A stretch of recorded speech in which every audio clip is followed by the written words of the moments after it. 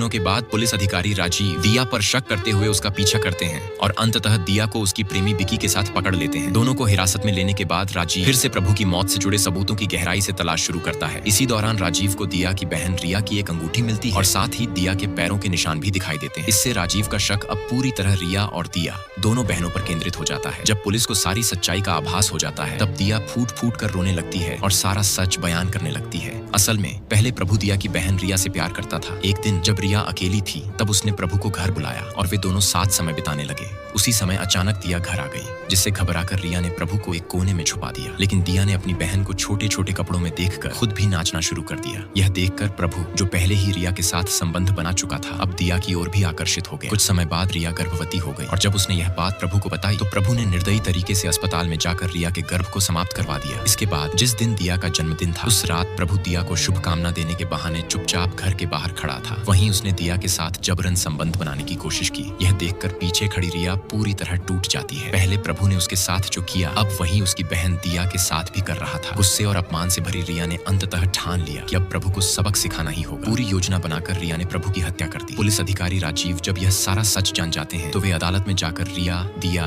और विकी को निर्दोष सिद्ध करते हैं। अदालत से तीनों को रिहा कर दिया जाता है। यह देखकर रिया और दिया राजीव सर के प्रति आभार व्यक्त करती हैं और भावुक हो उठती हैं और यहीं से रिया और दिया की कहानी का अंत होता है। नेक्स्ट पार्ट के लिए लाइक और कमेंट करें।